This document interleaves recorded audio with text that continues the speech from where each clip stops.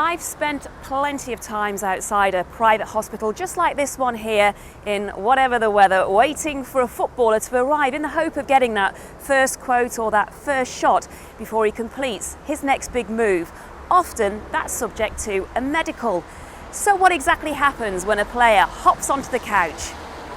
Okay, so basically most of this is a lot of questions. I'm then going to do a couple of things. I'll take your blood pressure and we'll weigh you and take your height and stuff like that. What you tend to get is the manager coming to you going, look, we really want this player, and then you've got the board members who are going to be responsible for paying the player and balancing the club's book at the end of the year, saying, make sure you get this right, make sure he's fit, you better make sure he's fit, otherwise, this could bankrupt the club. And so you have a really conflicting pressure. So this is where we start going through each thing, alright? So what we're going to do, we're going to go through each joint from top to toe and see what's happening.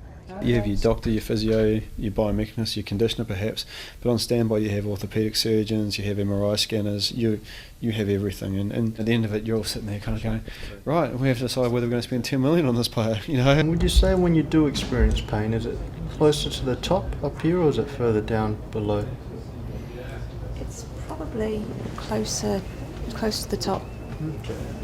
See how things just really drop down quite suddenly. What we're doing is we're using a system here that's involves heating up just a top sheet that's going to we're going to press onto the mould that we've made, and then just from some of the findings that we've made from the biomechanical examination, I'm going to fit and sculpt those to your shoe.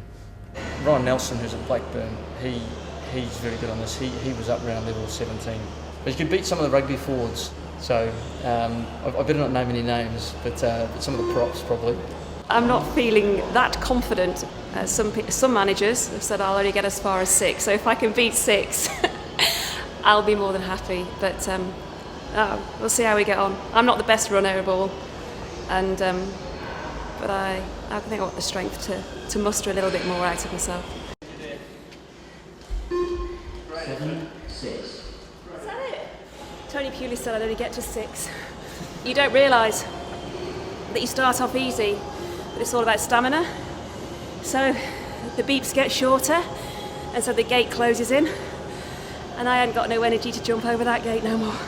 You have to pretend that someone's trying to con you.